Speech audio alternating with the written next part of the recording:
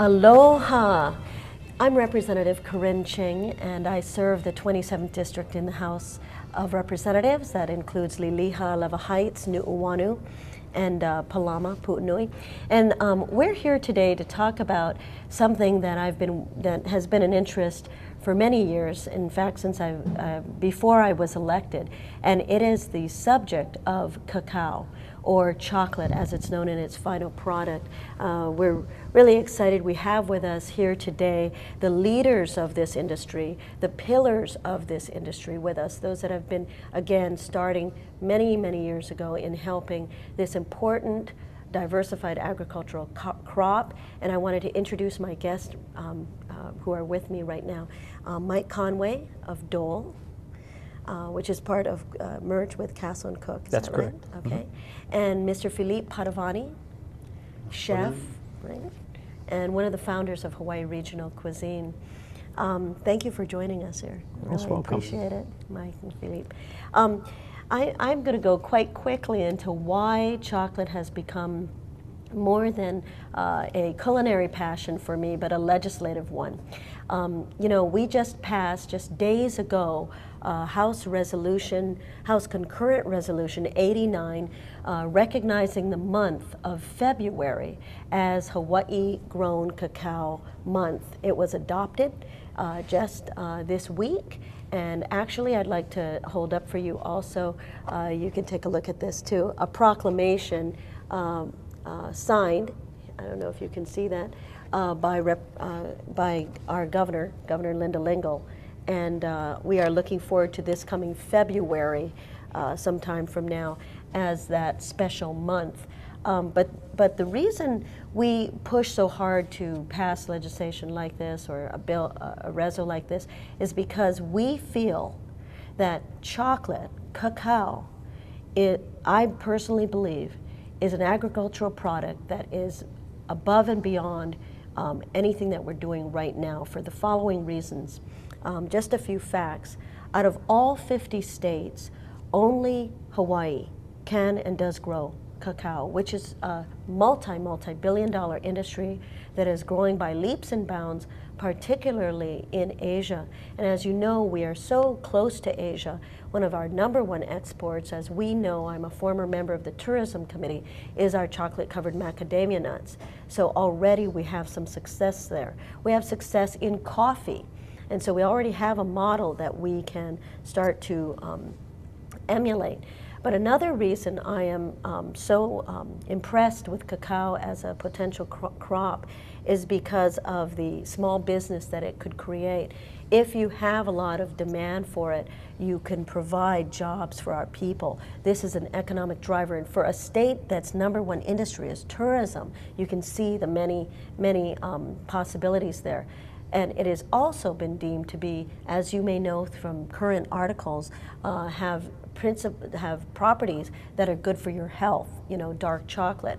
And so there are actually people who are looking into the research of cacao as something that can, be tapped into as what properties it has there, and hopefully there would be high-paying and wonderful jobs for our young people in that area. So, I mean, it also dovetails with other ag products such as banana and anything really that can be grown that we enjoy as fruits. So for those reasons, we really believe that that cacao is indeed the crop to be supporting. And so since 2003, I've been working to raise awareness for Hawaii-grown cacao. That same year, the Hawaii Tropical Fruit Growers organized a cacao chapter. In 2004, Dole Food Company rejuvenated its Oahu cacao. We introduced here in the House, House Concurrent Resolution 270, which was adopted in 2008, creating a task force to plan and expedite the introduction delivery of cacao to our marketplace. That was done by the Department of Agriculture.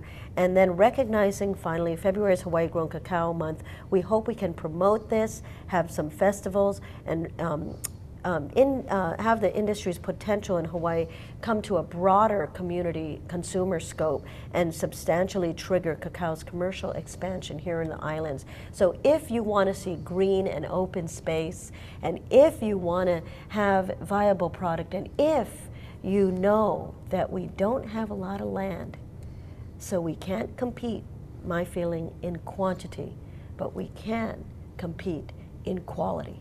And with that, I'm going to bring it over to Mike Conway, and I'm just going to do a brief bio on you, if you don't mind, Mike.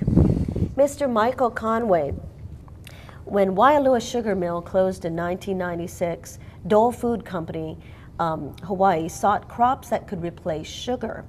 And Michael Conway, Dole's manager of agriculture operations on Oahu, had a personal interest in planting cacao, the tree from which chocolate is created. Dole planted about 20 acres of cacao then, and Mike Conway sent the beans to a chocolate company on the West Coast and was informed that Hawaii-grown cacao has flavors and flavor notes and features that aren't normally seen in chocolate. And when you do see them, the chocolate comes from very high-end producers, such as estates in Ghana or Ecuador. Still at only 20 acres, Dole's cacao farm is nevertheless the largest in the United States. Yet very small compared to those in other chocolate-making countries. We hope to expand on this and create a whole new industry.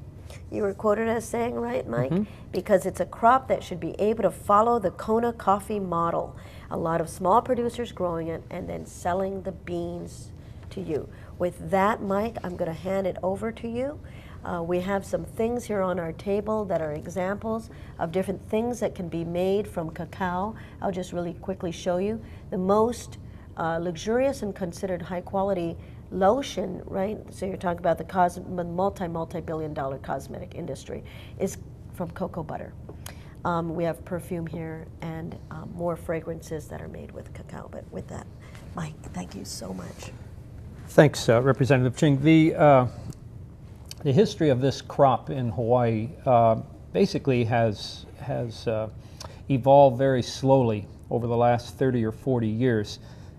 Cacao was a crop that was tried by the university in small plantings back in the 1950s, and they were pretty much just observational in nature. It really wasn't until the mid-1980s when some entrepreneurs came into the state and decided they wanted to take a crack at it. Most of the experts, most of the consultants pretty much said you can't grow cacao in Hawaii. It's very difficult. Yeah, most of the cacao in the world is grown from areas within about 6 degrees of the equator, on either side of the equator around the world. And here we are out in Hawaii about 21 degrees north. So we're like 3 times the normal distance from where this tree typically grows in the understory of a tropical rainforest.